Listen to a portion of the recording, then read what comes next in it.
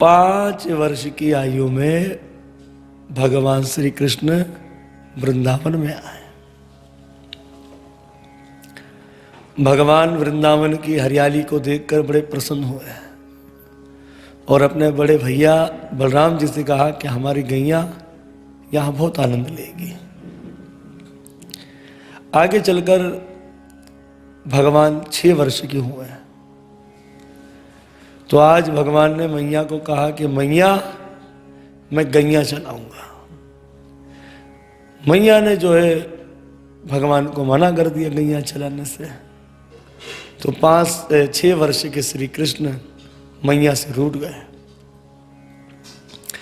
मैया ने रूठा हुआ मुख जब अपने लाला का देखा तो मुस्कुराने लगी। बोले लाला तू ग्वालन को छोड़ो तो है, गैया तो चलाएगो, और अभारा तो तू छोटो है, ऐसा कर गैया नहीं तू बछड़े चलाएगा। तो अब भगवान ने जो है 6 वर्ष की आयु में बछड़े चलाना आरंभ कर दिया और भगवान का नाम हुआ। बोलिए गोपाल भगवान की जय। उस समय भगवान के बछड़ों में ही कंस का भेजा हुआ एक दैत्य था जिसका नाम था वत्सासुर, बछड़े का रूप लेकर आया और भगवान ने इस असुर का उद्धार कर दिया। गर्ग संहिता के अनुसार ये वत्सासुर मुर का पुत्र था। महादैत्य प्रमिल इसका नाम था। एक समय ये वरिष्ठ ऋषि के आश्रम पर गया। उसकी जो गौ थी कामधेनु नंदिनी, उस पर मोहित हो गया, क्योंकि कामधेनु नंदिनी में क्या शक्ति थी, वो हर कामना को पूर्ण करा सकती थी। ये ब्राह्मण का भेष धारण करके चला गया और उस समय वरिष्ठ ऋषि को कहा कि मुझे ये गाय चाहिए दान में। ऋषि तो कुछ नहीं कहे क्योंकि वो अपने तपोबल से समझ गए थे कि ये असुर है। उस समय कामधेनु ने इससे कहा, नंदिनी बोली तू मूर का पुत्र है, दैत्य है, तो भी तू मुनि का रूप धारण कर कर गौ का हरण करने के लिए आया है का? ब्राह्मण बनकर तो मैं तुझे श्राप देती हूं, तू गाय का बछड़ा बन जा राक्षस रूप में। इस तरह से यह असुर जो है आज इसका भगवान ने उद्धार कर दिया। एक दिन भगवान अपने सखाओं के संग खेल रहे थे तो बकासुर का नाम का दैत्य था, बगुले का रूप लेकर आया था। बकासुर जो है ये भी पूतना का भाई है। बकासुर इसने क्या किया कि भगवान को मुख में ही ले लिया, अंदर पेट में, और भगवान तो स्वयं अग्नि है तो भगवान ने अपने शरीर के तापमान को बढ़ा दिया। इसके पेट में जलन होने लगी, इसने भगवान को बाहर उगल दिया। उस समय भगवान ने अपने पग से इसकी निचली चोंच पे नोच को दबा दिया, चोंच को, और हाथ से ऊपरी चोंच को पकड़ा। भगवान ने चीर कर भगवान ने इसका भी उद्धार कर दिया। बोलो दीनबंधु भगवान की जय। बकासुर के विषय में भी बताया गया है गर्ग संहिता में। यह हयग्रीव दैत्य का पुत्र था, इसका नाम था उत्काल।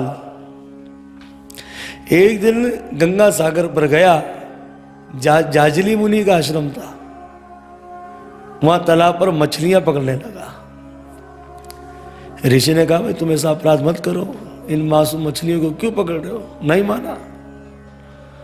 उस समय जाजली मुनि ने इस उत्काल को श्राप दे दिया, जा तू बगुला हो जा राक्षस के रूप में, बहुत शौक है तुम्हें मछलियां पकड़ने का, बगुला बन जा, मछलियां ही पकड़ते रहना।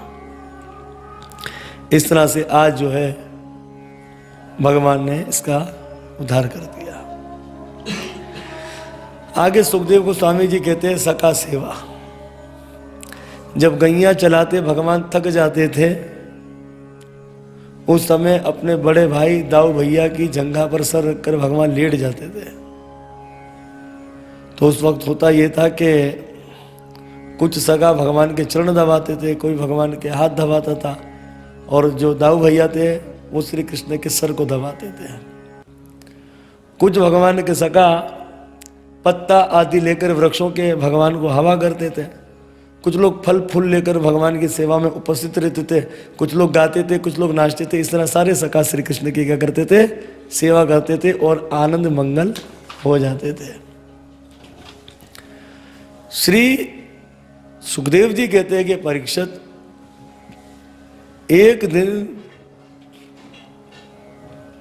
एक असुर आया, कंस का भेजा हुआ, जिसका नाम था अगासुर। ये भी पूतना का भाई है, दो भाई थे पूतना के, बकासुर अगासुर। बकासुर जो बगुले का रूप लेकर आया था, और ये अगासुर अजगर का रूप लेकर आया। विशाल अपने मुंह को फाड़कर ये वृंदावन में बैठा था, जैसे कोई गुफा हो, और वहां भगवान अपने सखाओं के संग गैया चलाने जा रहे हैं। तो सबकी माताओं ने भोजन की पोटली दी, तो लेकर आए और एक वृक्ष से सब भोजन की पोटलियों को बांध दिया। इतने में खेल आरंभ हो गया, छुपन छुपाई खेल रहे थे। भगवान तो दाम दे रहे थे। भगवान के सखा जो है यहां तहां छुपे। कुछ सखा जो थे ना भगवान के, वो गए दौड़ते दौड़ते इस अगासुर के मुख में ही प्रवेश कर गए। लीला ऐसे आती है, सारे सखा जा रहे हैं।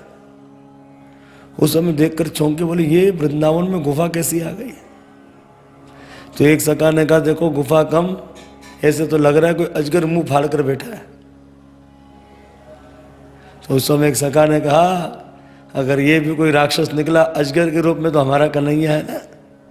अरे जैसे बकासुर की लीला को समाप्त कर दिया, ये भी कोई असुर निकला तो हमारे कन्हैया इसकी भी लीला को समाप्त कर देंगे। बस खुद ही समस्या कर रहे हैं, खुद ही समाधान भी निकाल रहे हैं। अब ये जीवा को ऐसे फैला कर लेटा हुआ था, बैठा हुआ था। जब सखाएं इसकी जीवा पर चलने लगे तो बोले, देख गुफा की कारीगर ने गुफा कितनी गजब की बनाई है, इसकी सड़क देख कितनी नरम मुलायम है। तो आगे बढ़े तो इसके दांत नजर आ गए। तो सखाओं ने कहा, हमको तो ऐसा लगता है ये कीले ठोक कर लगाए हुए हैं, कि जो भी जो गुफा में जाएगा तो गुफा में जाने का एक नियम होगा कि जो अपनी भोजन की पोटली आदि इस कीले पर बांध दो और गुफा में जाओ। अब इसने जो है प्राणायाम को छोड़ना आरंभ कर दिया। अगासुर ने अपने श्वास को खींच कर बैठा था ना, छोड़ना आरंभ कर दिया। बड़ी दुर्गंध आने लगी। तो उस समय सखाओं ने कहा, हमको तो ऐसा लगता है कि इस गुफा में कोई पशु आदि मरा होगा, उसकी ही दुर्गंध आ रही है। महात्मा जब भजन करते उन्हें तो अपने शरीर की शुद्धि रहती नहीं है। चलो हम जा ही तो रहे हैं, जाके गुफा की साफ सफाई भी कर देंगे।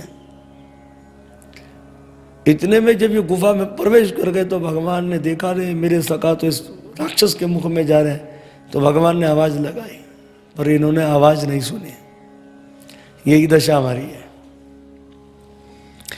भगवान ग्रंथों के माध्यम से हमें आवाज लगा रहे हैं कि ऐसा मत करो, ऐसा ना करो, पर हम समझ ही नहीं रहेंगे। लेकिन भगवान का वचन, क्या वचन है भगवान का? मेरा भक्त अगर पाप में चला जाए तो मैं पाप के पेट को फाड़कर अपने भक्त को वहां से भी ला सकता हूं। वचन है भगवान ने गीता में भी कहा, हे अर्जुन ढोल बजाकर ढिंढोरा पीट दे पूरे जगत के अंदर, संसार का सब कुछ नाश हो जाएगा पर मेरे भक्त का भी विनाश नहीं होता। अब भगवान दौड़े। भगवान भी दौड़ते दौड़ते अगासुर के मुख में प्रवेश कर गए। पर जो भगवान के सखा अगासुर के मुख में आगे बढ़े थे, उसके विष से वो सब मर गए थे। भगवान के जाते ही अगासुर ने अपने मुख को बंद कर दिया। और भगवान तो सर्वशक्तिमान है, भगवान ने अपने शरीर को बढ़ाया, इसका मुंह फाड़ दिया और भगवान ने अघासुर का उद्धार कर दिया। परीक्षित जी ने कहा इनका भी उद्धार हो गया? बोले हाँ। सुखदेव जी कहते कोई विचित्र बात थोड़ी है, जिस श्री कृष्ण का नाम लेने से, जप करने से, भजन करने से जीवों को मुक्ति मिल जाती है, और स्वयं वो जगतनाथ प्रभु कृष्ण ही किसी के पेट में हो और वो संसार से खिसक जाए तो उसको मुक्ति मिल जाए, तो कौन सी आश्चर्य की बात है। अरे परीक्षित, हैरान करने वाली बात तो ये थी कि भगवान ने आज अकासुर को मारा और इन बच्चों ने कब बोला जाकर? 1 साल के बाद। परीक्षित जी चौंक गए, बोले भगवान ये कैसे हुआ? तो सुखदेव जी बोलते ऐसा हुआ कि जिस समय भगवान ये लीला कर रहे थे उस समय ब्रह्मा जी वहां पर मौजूद थे। ब्रह्मा जी को जब देव ऋषि नारद जी ने कहा कि आपके पिताजी आ गए, तो ब्रह्मा जी ने कहा कर लो बात, हमारे पिताजी आ गए, हमें पता ही नहीं है। तो ब्रह्मा जी भगवान की परीक्षा करने के लिए आए थे। ब्रह्मा जी देख रहे थे भगवान ने अघासुर का उद्धार किया, अपनी दिव्य दृष्टि से अपने सखाओं को जीवित कर दिया। फिर सब सखा भगवान के संग मिलकर यमुना जी में स्नान किया, और स्नान करने के बाद जो भोजन की पोटलियां वृक्ष से बांधी हुई थी सबने खोल ली, और सब लोग क्या कर रहे हैं? भोजन पा रहे हैं। जैसे भगवान गोपियों के रास मंडल में होते ऐसे सखाओं के मंडल में भगवान विराजमान थे, और सबको ऐसी लग रहा था कृष्ण हमारी ओर ही मुख कर बैठे। उस समय जो राधा रानी के भैया थे श्रीधामा कुछ बनाकर लाए थे, स्वादिष्ट आमचूर वगैरह।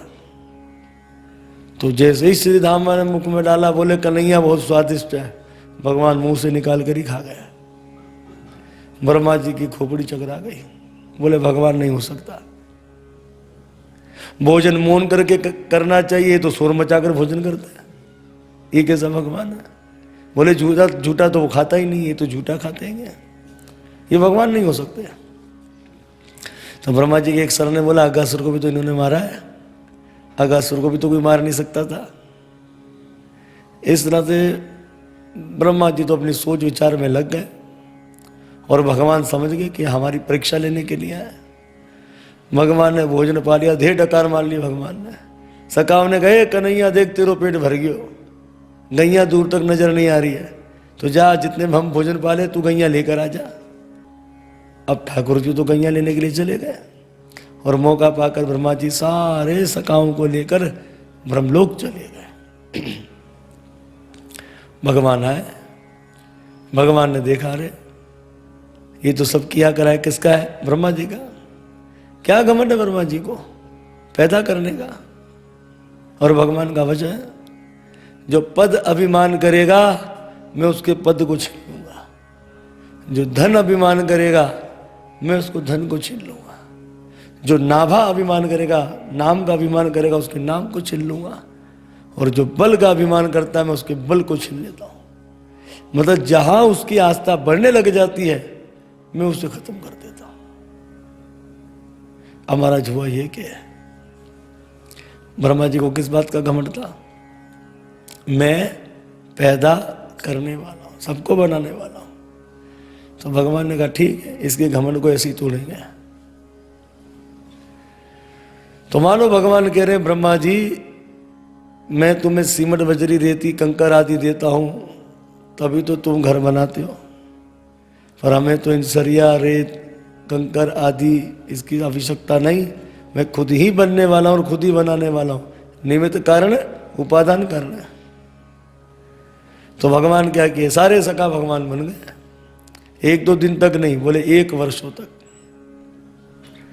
यहां तक भगवान कपड़े भी बने। अगर कोई बालक हरे रंग का कपड़ा पहनकर आया हो और लाल रंग का पहनकर जाए तो माताएं पहले यही पूछे कि भाई तेरा कपड़ा कहां चला गया? मस्ती मजाक वाला बालक हो घर में जाके शांत हो जावे तो माँ बाप यही बोलेंगे भाई तेरे स्वभाव को क्या हो गया। यहां तक अगर गलती से माताएं उसका बायोमेट्रिक भी कराने लेकर चली जावे ना तो रेखा भी परफेक्ट यही है। इतनी बारीकी से प्रभु बने 1 वर्षों तक। यहाँ तक भगवान के ही बड़े भैया बलराम जी, वे भी समझ ना सके। इसलिए तो भगवान वेदव्यास जी पहले स्कंद के पहले अध्याय के पहले श्लोक में कहते हैं कि तेने ब्रह्म हृदय आदि कवय मुहियांति जत सूर, कि बड़े बड़े देवता जो मोहित हो जाते हैं भगवान की माया से, नहीं जान सकते। अब महाराज हुआ ये कि क्योंकि माता ने कह दिया था, यशोदा मैया ने, बोले कन्हैया तू बछड़े तो चलाया कर, पर ज़्यादा दूर मत लेकर जाइयो। बोले मैया नहीं लेकर जाएंगे। आज मैया बोले ये कन्हैया कहाँ चला गया, दूर दूर तक मुझे दिखलाई नहीं दे रहा। तो किसे भेज दिया, दाऊ भैया को, जा बलराम देख करा कन्हैया कहाँ है। बलराम जी ढूंढते ढूंढते ढूंढते गिरिराज जी चले गए। गिरिराज जी पर क्या देख रहे हैं कि जो बछड़े थे वो गिरिराज जी पर उत्पात मचा रहे हैं, और भगवान नीचे देखे देखे हंस रहे हैं। और जो भगवान के साथ सका थे, ग्वाले थे, वो भी हंस रहे हैं। अरे बलराम जी बोलते हैं लो, बछड़े उत्पात कर रहे हैं और ग्वाले मुस्कुरा कर देख रहे हैं। भाई जो ग्वाला अपनी गौ माता के लिए अपने प्राण को दे देता है, तो वो ग्वाला क्या अपनी गैया जब उसकी उत्पात करती उसको मारने का हक नहीं रखेगा क्या? अब हुआ ये कि जिन बछड़ों ने अपनी गौ माता का दूध छोड़ दिया था, वो बड़े बड़े बछड़े भी अपनी माताओं का दूध पी रहे हैं। और जब गौ माताएं जो थी उन्होंने अपने बछड़ों को